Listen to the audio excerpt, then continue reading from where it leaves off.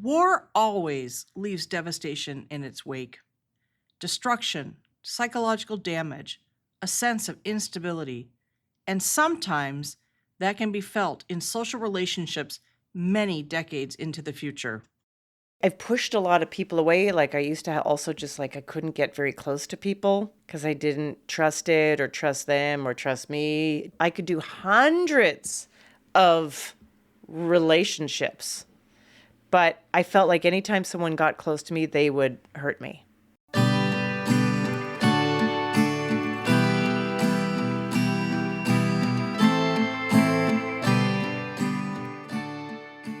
Welcome to In This Family, presented by Nexus Family Healing.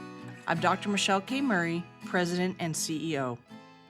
Intergenerational trauma is a real thing and it is very common. A major event, such as a war, experienced by your parents or grandparents or even before, can have ripple effects far down the line. Sometimes the anxiety that you're dealing with or the depression has been handed down like a family heirloom, one that you might not want, but that you have to deal with. Ophira Eisenberg is a writer and a performer living in New York City. She's the host of the podcast, Parenting is a Joke, which is all about the joys and challenges of being a parent. Ophira is the former host of NPR's Ask Me Another and has performed on the storytelling series, The Moth. So, Ophira Eisenberg, so great to have you on the show. Thanks so much, Michelle. Was really interested in having you maybe talk a little bit about where your parents come from and kind of with the goal of us talking a little bit more maybe about some intergenerational trauma and how that might come out in your family. So I thought maybe it would be good to just talk about where's your dad from and your mom. And So my parents, as I speak right now, they are both passed away, and they would have been like incredibly old. I'm the youngest of six. My parents were born, one in 1921 and one in 1929.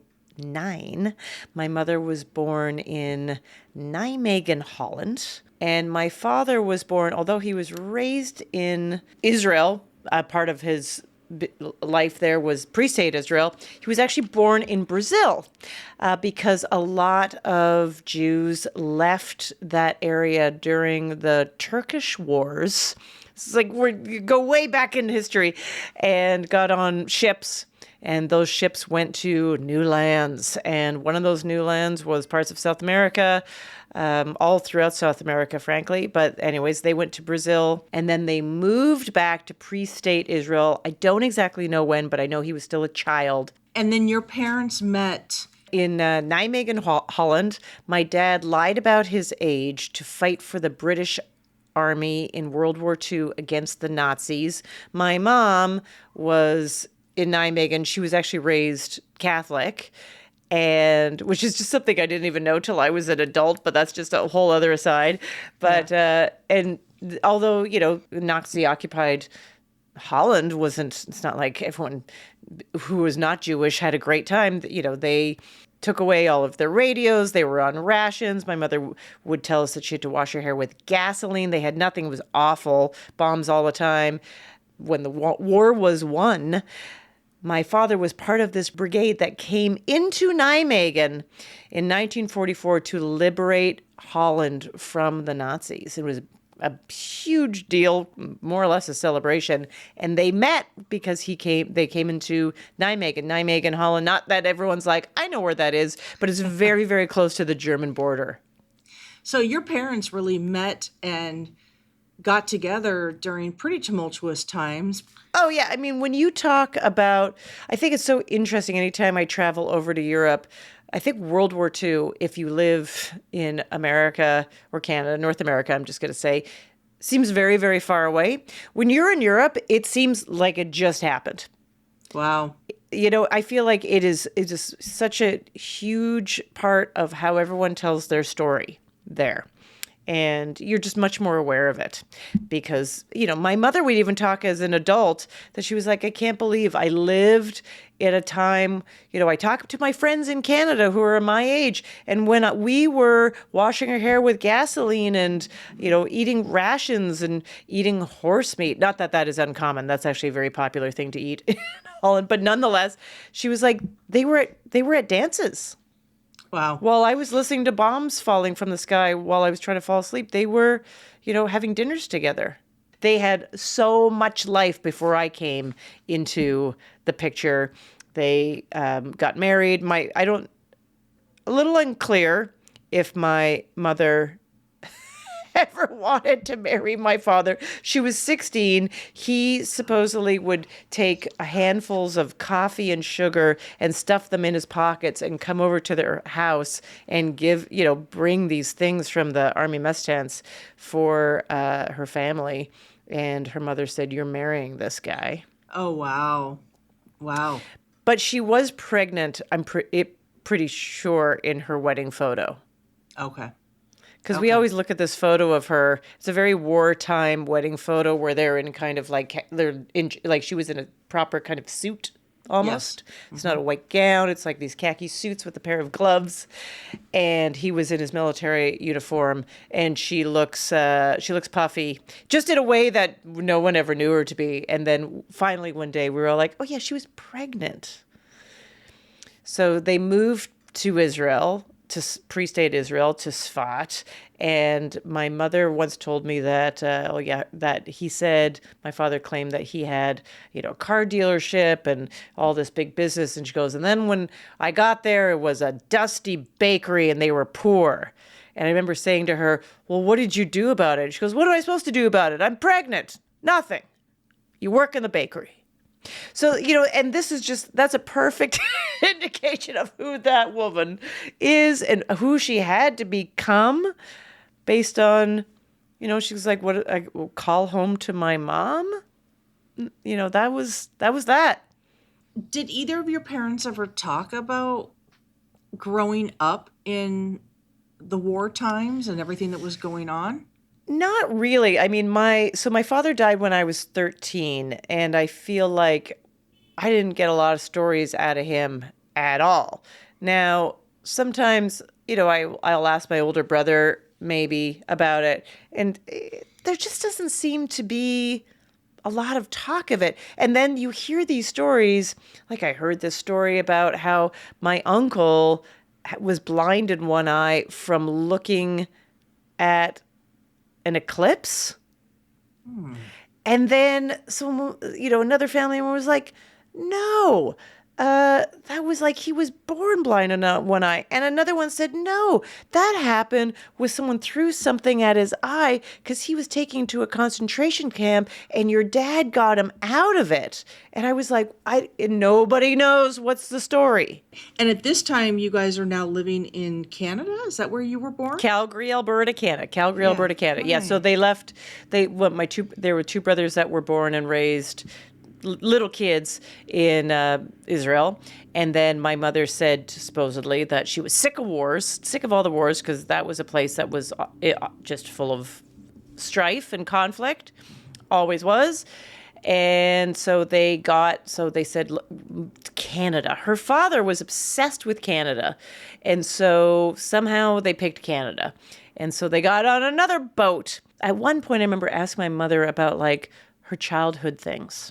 Yeah. Because I don't remember any childhood things of hers in our house. Now, there's a lot of kids. There's all kinds of people's stuff.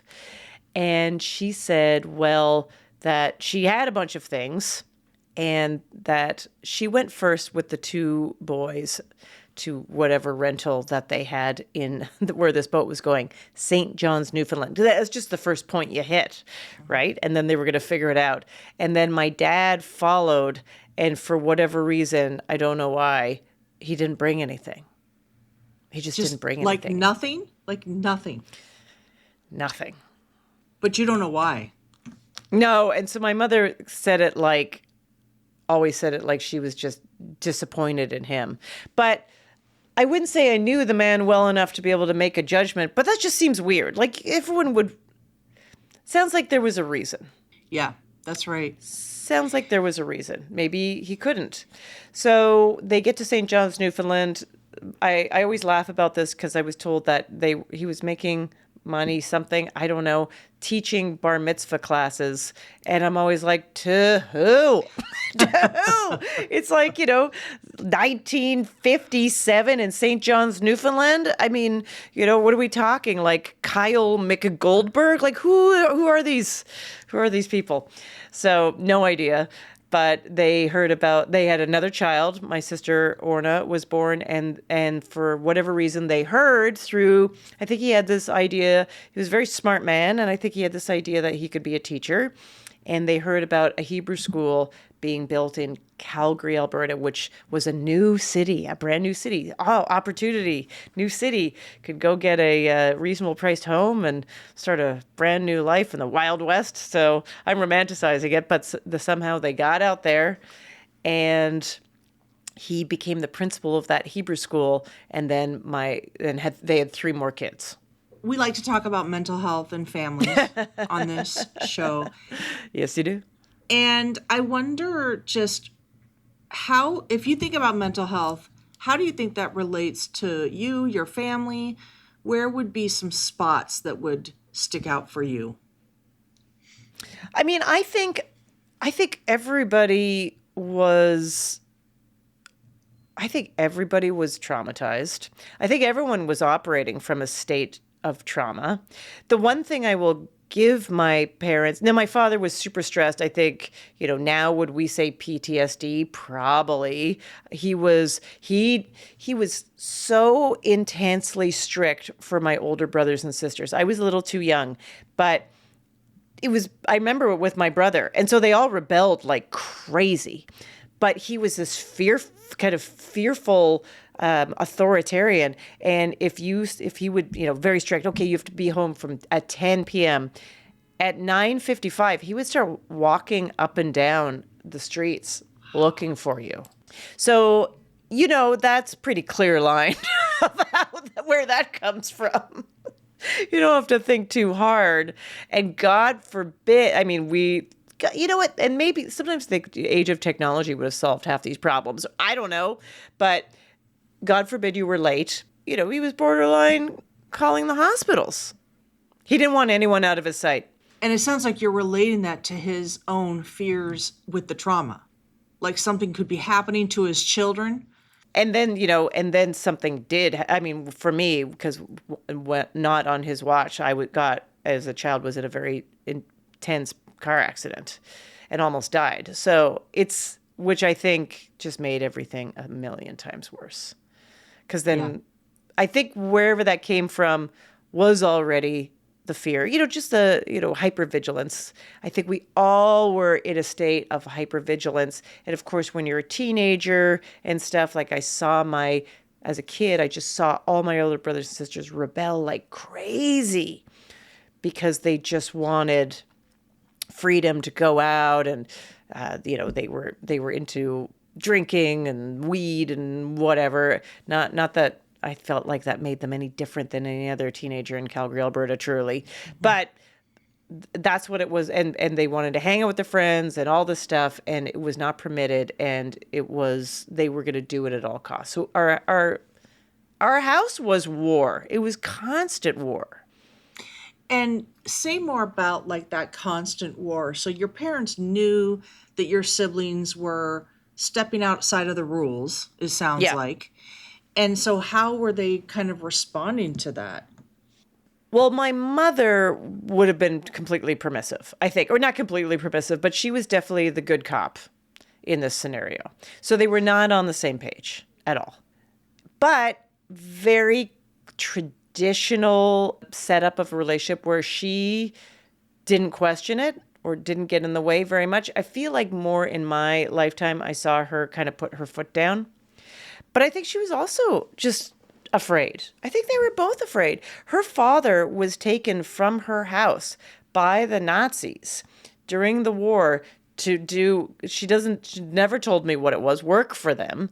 They didn't know if he was dead or alive, though. They would get messages through the butcher somehow down the street that he was alive, but they didn't know when he was coming home, if he was coming home, what state it was. And then supposedly one day he came home and said he would never speak of it.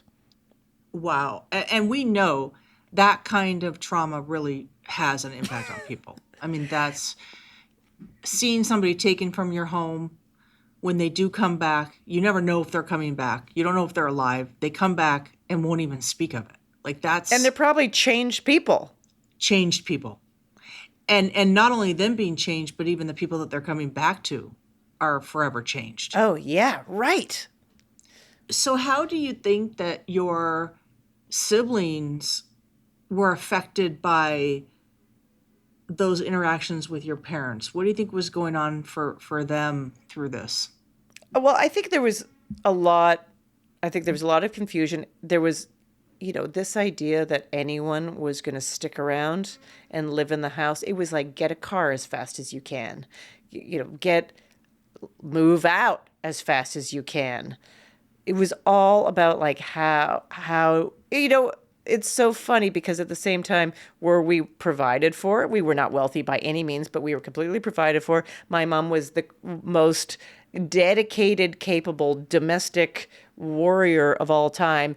Meals from scratch, 3 meals a day from scratch. You want to do this, you want to do that. Made my clothes. I mean, I was a very old-fashioned household, but everything was there.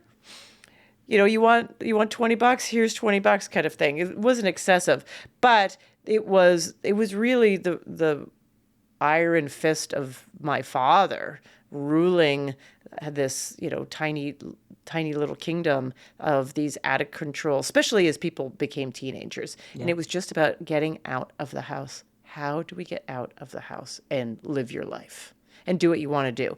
I mean, again, I didn't have to deal with this, but I saw it with just my sister, my older sister, just moved out with a boyfriend really early, some musician, just every parent's nightmare in sort of a classic way, but it was far more intense because supposedly she would run away from home. It was just so brutal on her. My other sister was a hardcore, very smart academic. She had it pretty good, but even she was like, no one thought, oh, I'm going to go to university in the city. All of the stuff that I feel like I hear now about how people like, oh, my parents wanted me to stay close, so I went to, whatever university in town. It wasn't even a thought in my family. It was like, this is your ticket out. As everybody aged and got older, did your siblings ever kind of come back and reconnect? My older brothers both got married fairly young, and actually the eldest, he's now passed away, and that was a big bone of contention. I've always heard, again, this is like stories, so I've always heard this story like this, that he met a nice woman, a nice young woman, I think they were very young, 17, 18, at some concert, and they were boyfriend and girlfriend, and she was from a very Catholic family in the States, Colorado, and that they had sex and she was pregnant. Mm. And my mother said, well, she should get an abortion. And her parents said, no, they're having the baby. And so they got married very young. And then they had another kid, and, to my eye, it was a fine relationship, but now that the years have passed and we're all adults, we see that there was tons of alcohol abuse. There was probably a lot of drug abuse.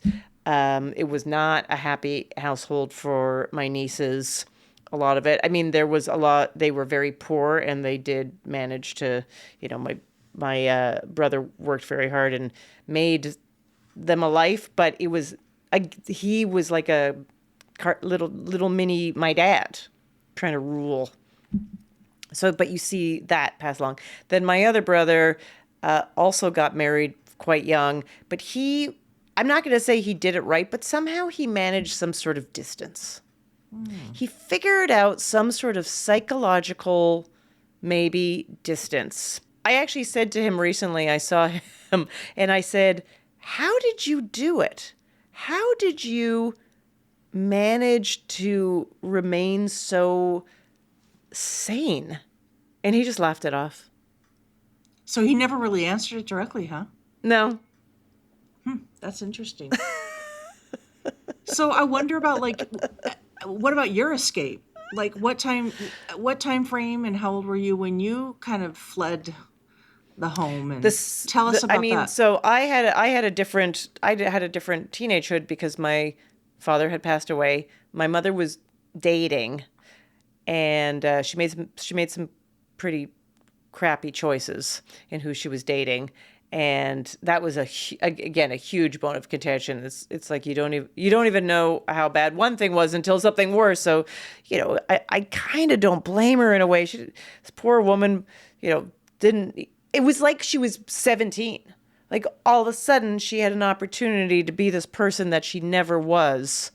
Because she always said to me, I joke about it, but she always said, never get married, never have kids. It will ruin your life. I could have had a career. I could have found the love of my life, So I just felt like this entire world that we lived in was, I wouldn't say a sham, but definitely not even top 10 choices. Yeah. But you made the best of it. So when I graduated from high school, I decided that I was traveling for a year abroad to Australia. I always pick the furthest places. I mean, someone laughed. They're like, what about Europe? What about, no, I wanted to go to Australia. I mean, I don't even think I understood the choice I was making. That was the place I wanted to go. So, and I saved up my own money. I worked my own jobs because I also knew that was like kind of there was a couple unspoken rules or ideas around my brothers and sisters. And one was, if you're going to sneak out of the house or if you're going to disobey, learn to cover your tracks. Like, I don't even know what that meant, but that's what we used to say to each other, learn to cover your tracks. Another one like that was, if you want to do something, it's so funny because I think all I could think about since I was very young was was being an adult. I think we were all like that. We were like, how soon can we scream through this childhood and adolescence to be an adult? That is so powerful, what you're saying. So let me just kind of try to go back into that space. How can you describe maybe a little bit more about what it was like growing up in that home for people to feel that? Let's get out of here as soon as we can. Fierce independence. It sounds like your parents, or at least your dad, was very worried about you very all. worried, anxious. Very worried, anxious. Stressed. I mean, we would always describe him as a ball of stress. He smoked, like chain smoked. Can you think of any stories or any examples of that would really describe kind of the heaviness in the home that all these kids are like, look, I'm out of here as soon as I can? I will tell you about a tonal shift.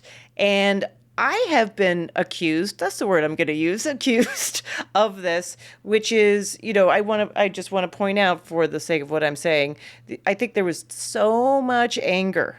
And I think it was truly based loss and sadness, but it was expressed by anger. And my sister said to me not long ago, she goes, I have this thing that Dad has, and you probably have it too, where you are the worry in you is so intense and so heavy, but it expresses itself as anger. Yeah. Because it's just so mixed with all these, I guess, high level. It's hard. I mean, fear and anger are pretty closely knit, as we know.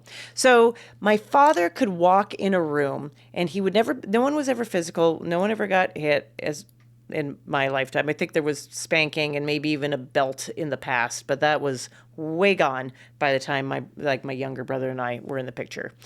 Because my mother told me it was no longer fashionable. Well, that's a good reason to make a decision, right?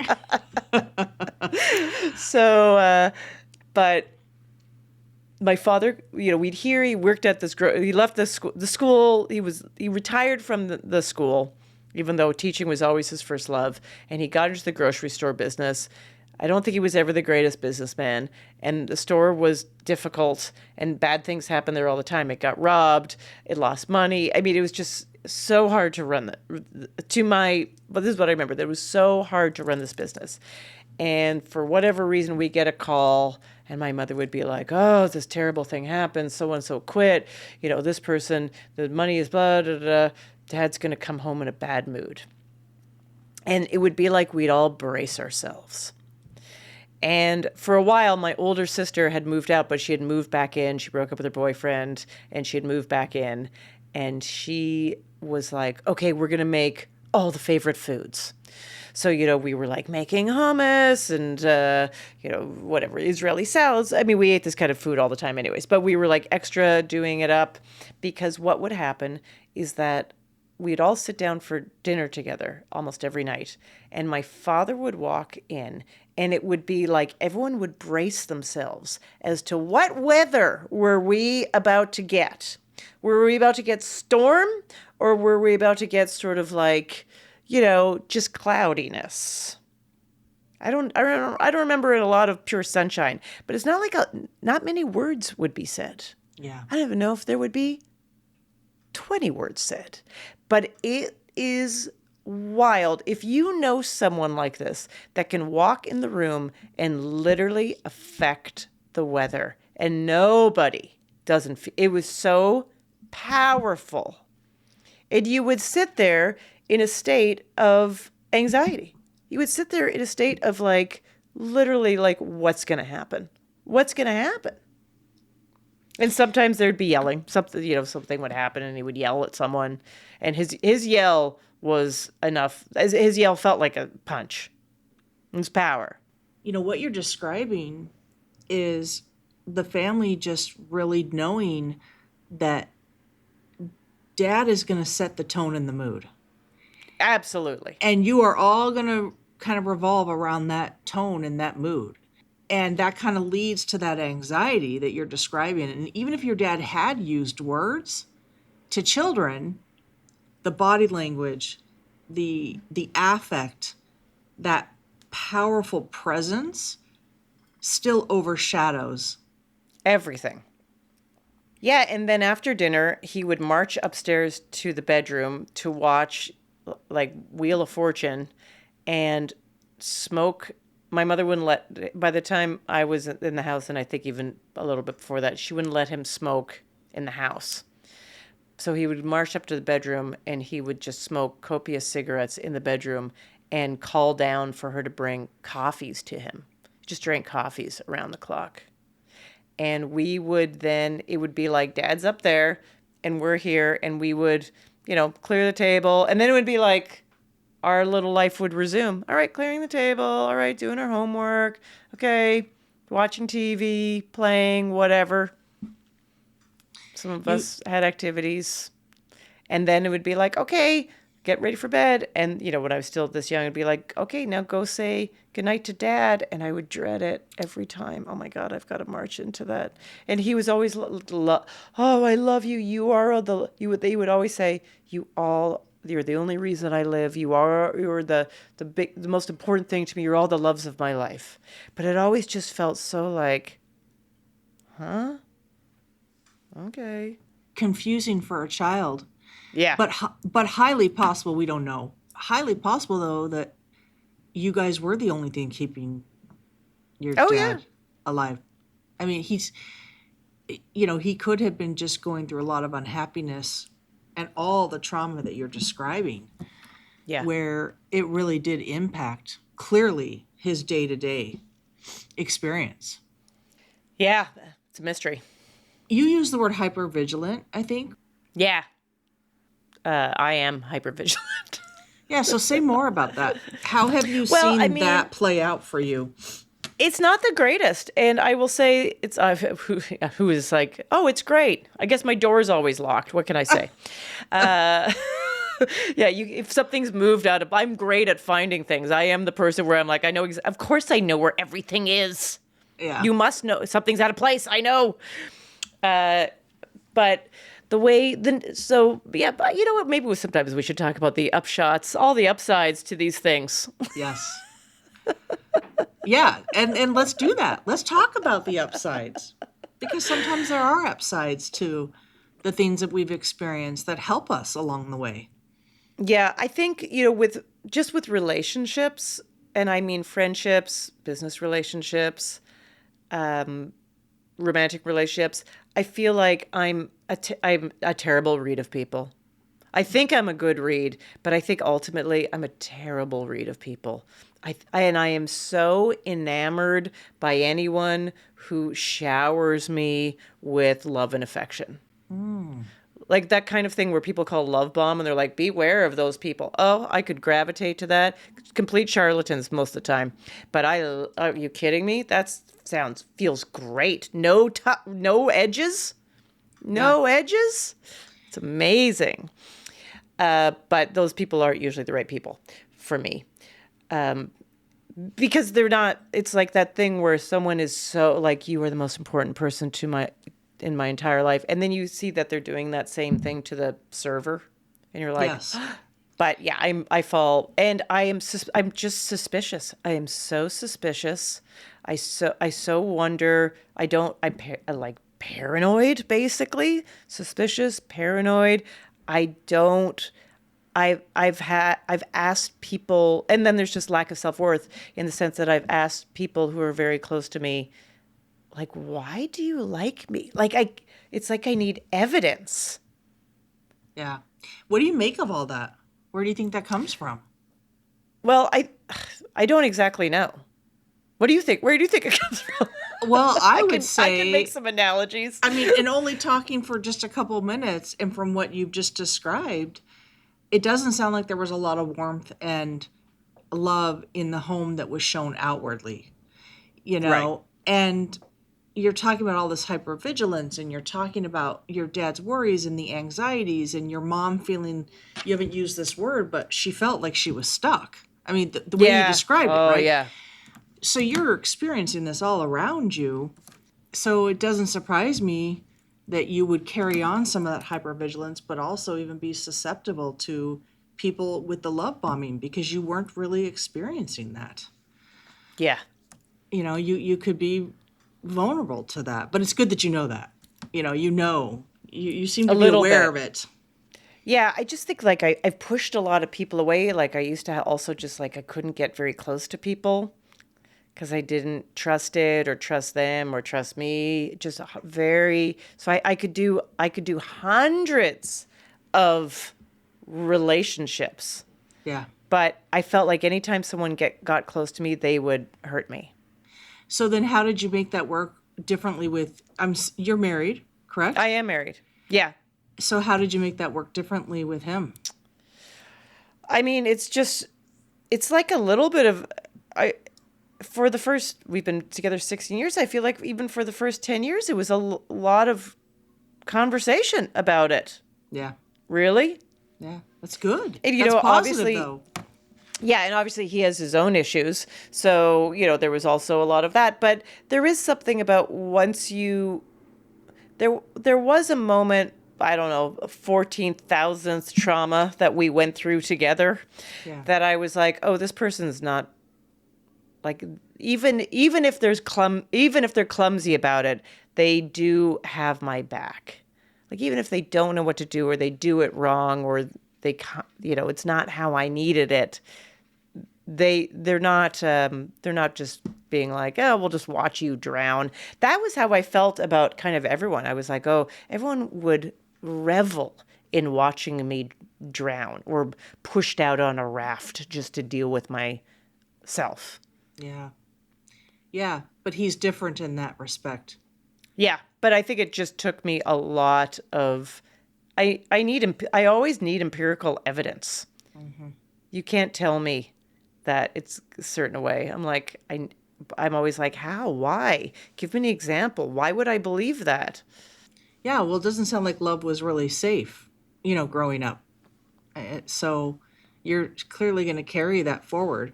Now, I know you're very interested in parenting because your podcast is about parenting. Yeah. Very Yeah. wonderful podcast about that. So, how Thanks. does this relate to your own parenting? What kind of demons have you had to carry forward in your own parenting, but also what lessons have you learned positively? I mean, I will say you have a child, and that child points out to you everything you have not dealt with, every issue you are grappling with. Oh, that is just, they're on it. So, I noticed the other day, it was just so dumb. I was a little overstressed out, and I was running with my kid through the grocery store, and there's a big snowstorm right now in New York, so it's cold, and things are just a little harder to do.